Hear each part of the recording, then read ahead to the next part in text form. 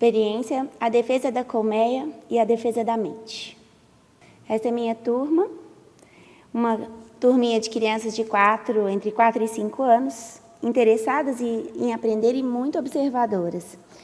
E a minha equipe, da época, 3 professoras, monitorando, essas crianças acompanhando. Realizamos um projeto denominado Bee Project. Ele surgiu naturalmente do interesse das crianças pela natureza e pelas abelhas. Foram alguns meses vividos com muito entusiasmo. Todos se envolveram com o aprendizado. Várias perguntas surgiram durante o projeto, destaco algumas aqui que têm relação com o tema do nosso workshop. Por que as abelhas picam?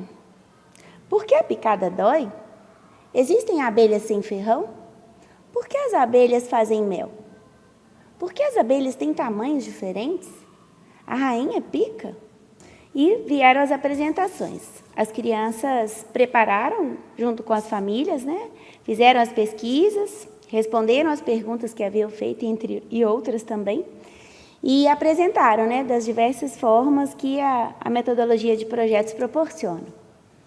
E esse foi um projeto muito rico em conteúdo, e a nossa equipe, de professoras, não podia deixar de passar a oportunidade, de trabalhar algumas outras necessidades da turma em relação à convivência, que a gente escolheu, como destaque.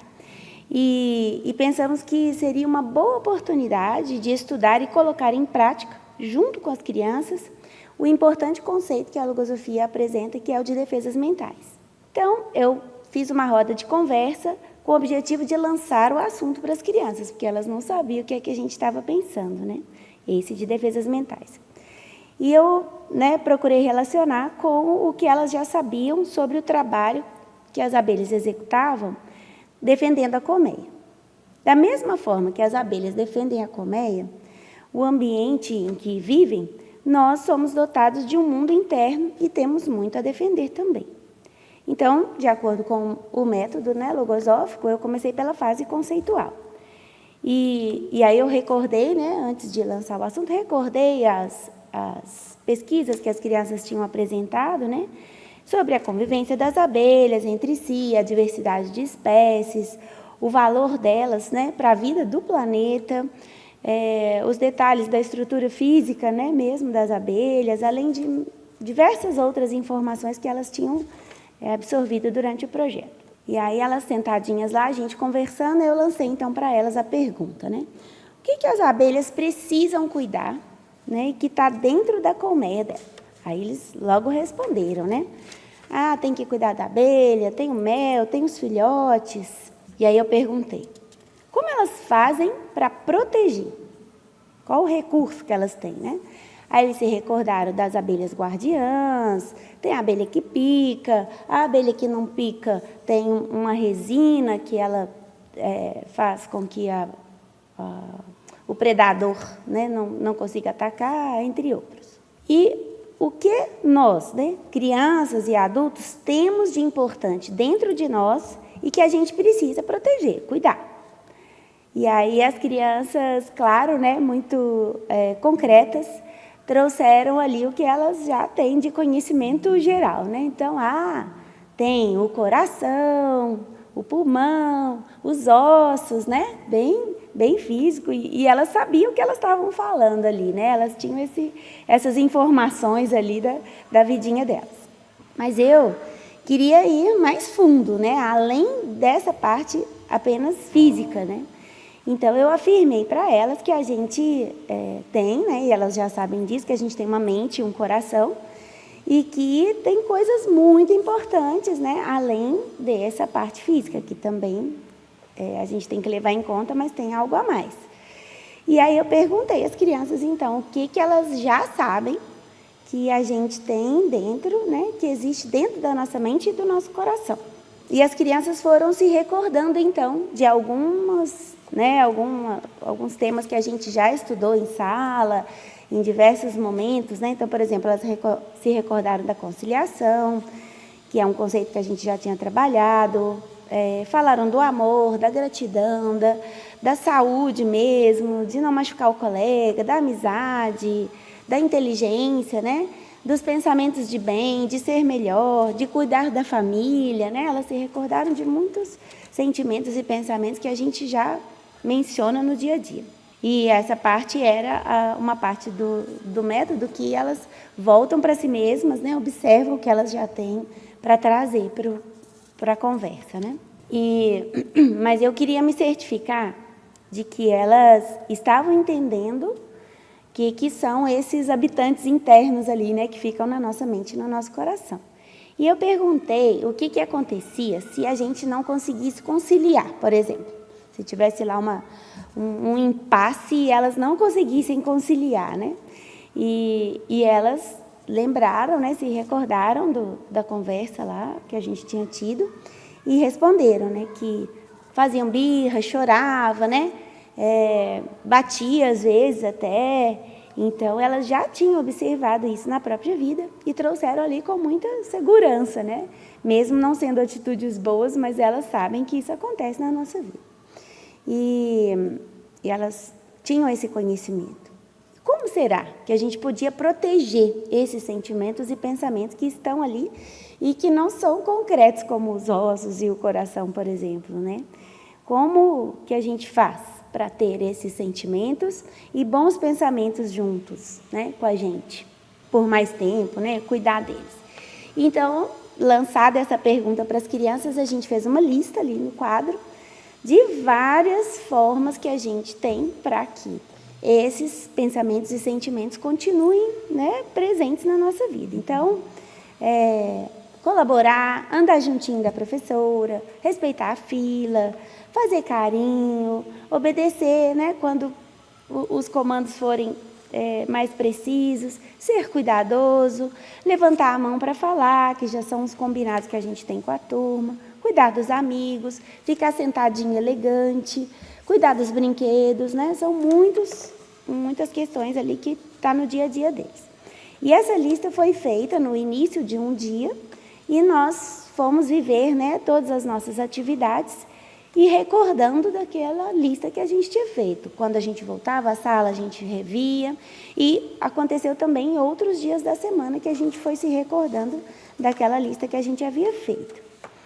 E eu, né, tenho que ir sempre alimentando aqueles conceitos que a gente vai querendo trabalhar com as crianças. E eu convidei elas para uma nova conversa, para voltar a esse assunto dos pensamentos e ir fixando o conceito na vidinha delas, né? E estimulando que elas experimentassem nas próprias vidas. Então, eu convidei elas para uma nova rodinha e fiz um desenho no quadro. E nesse desenho, eu desenhei um rosto e de um lado o rostinho estava feliz e do outro lado o rostinho estava triste, que são fisionomias que elas também conhecem. E aí, nesse lado que estava feliz, eu fiz um balão e os desenhos simbolizavam os pensamentos felizes que as crianças sempre citam, né? Então, de brincar, de tomar um sorvete, de ler história, de estar com as pessoas que a gente ama, né? A família, os amigos, quando obedece, quando cumpre combinados, né? Sempre a gente fica feliz.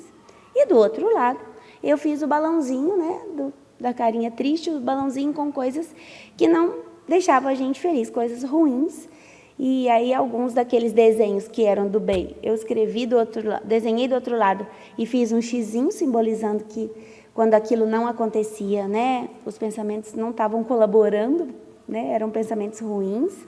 Então, por exemplo, de desobedecer os pais e as professoras, de rasgar livro e depois não podia mais contar a história, de gritar com os colegas e até bater mesmo, agressões físicas, né? Então, isso era triste. E aí eu falei com as crianças, todos os pensamentos ficam na nossa mente, tanto os bons quanto os ruins.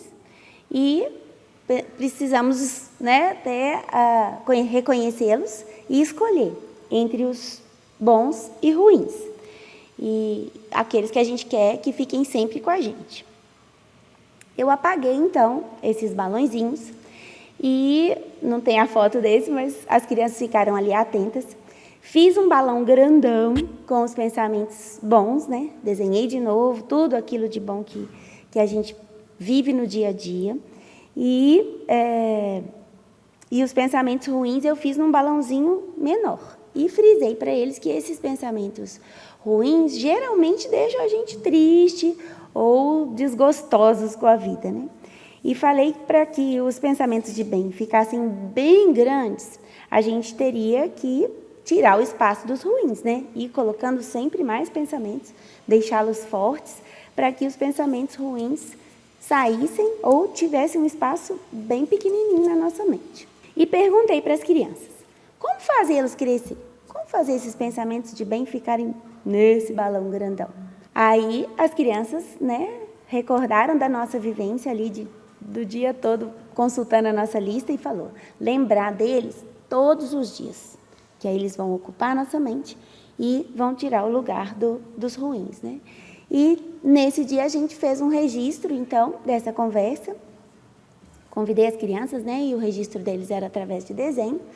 E a gente foi perguntando para eles o que eles estavam registrando ali, né? Eles tentaram copiar, reproduzir aquele desenho que eu tinha feito no quadro, mas eles tinham entendido tanto que eles foram falando, né? Que venceu o pensamento do contra, que às vezes não queria tomar banho, a mamãe chamava para tomar banho, então ele fez aquele esforço de ter um pensamento de ajudar a mamãe, por exemplo, guardando brinquedos ou, né, com compras, tratar bem os amigos, deixa a gente feliz, ser carinhoso com o papai, fazer as coisas na hora certa. Então, eles registraram ali algo da própria vida, né? Eles tinham observado e registraram para, né, certificando de que eles tinham gravado aquelas informações. E esses momentos, né, assim, que a gente pôde observar o interno, né, e ajudar as crianças a observar também, elas foram registrando durante o nosso projeto. E a gente estava sempre atenta para acompanhar e estimular essa assimilação das crianças, né? Então, se elas viviam algo, a gente, né, frisava ali para elas o que elas estavam vivendo. E eu quero destacar aqui alguns pontos, né, que confirmam essa questão da observação que elas fizeram de si próprias ao experimentar essa realidade, né, de observar os pensamentos e trabalhar com eles na própria vida. E a gente estava, então, no parquinho, num determinado momento lá, e aí tinha acabado a brincadeira, estava na hora da gente mudar de atividade, eu chamei as crianças para a fila, observando, né, elas vindo, chamando os amigos, a professora está chamando e tal. E aí uma menininha veio e me contou, né, chegou correndo assim, afoita, e falou, professora, o pensamento de esconder apareceu. Mas aí eu corri junto com as colegas, mas ao mesmo tempo eu me lembrei do pensamento de obedecer às professoras, daquele pensamento de defesa. E venci o pensamento e corri para a fila. Bonitinho demais. E além dessa vivência, né, que eu registrei ali as palavrinhas das crianças, tiveram diversas. E elas chegavam, né, contando atitudes de generosidade que elas tinham tido com a família, ou com o irmãozinho, ou mesmo com os amigos da escola, né, ou alguns momentos que elas se recolocaram, né, como essa menininha no parquinho. Elas começaram a perceber que elas podiam escolher atitudes que elas queriam ter. E, mais de uma vez, né, elas conseguiram se manter, por exemplo, sentadinhas enquanto um coleguinha corria pela sala, então elas viram que aquela não era a atitude do momento. E a cada vitória, né, que elas tinham, tanto individuais quanto a turma, né, como um todo, nós procurávamos, né, lembrá-las e alertá-las de que aquilo estava acontecendo e que elas estavam tendo uma atitude de comando ali da própria mente, né? E foram experiências muito lindas, né, que elas viveram. E aí essa divulgação acontece porque quando a gente aprende algo que a gente gosta muito, nós queremos dividir com os demais. E com as crianças é a mesma coisa, às vezes até mais, né, porque elas são muito espontâneas. E aí nós combinamos o projeto como um todo das abelhas, né, o Bee Project, numa atividade no pátio que a gente costuma fazer, convidando as crianças do infantil. Elas contaram sobre o projeto e principalmente contaram dessa conquista delas ao vislumbrar a existência dos pensamentos e como elas podiam, esses, né, escolhidos os pensamentos, eles agiam em nossa defesa. Elas contaram para as crianças, né, que elas podiam fortalecer os pensamentos de bem para que eles fossem uma defesa na vidinha delas. E a gente, né, na nossa vida, a gente sabe que ao observar os pensamentos e pôr mãos neles, a gente pode escolher esses melhores, né? E deixá-los fortes para proteger a nossa mente. E é um motivo, assim, de muita emoção, né? Perceber como as crianças são capazes, né, de observar isso na própria vida, de pôr mão nesses pensamentos, apesar deles serem tão abstratos, e agirem, né, de forma cada vez melhor, tentando se superar, né? Elas vão naturalmente querendo ser melhores, elas observam isso nos demais, nelas mesmas, né? E gostam que a gente observe isso nelas, né? Isso é bom, né? Ser bom é bom.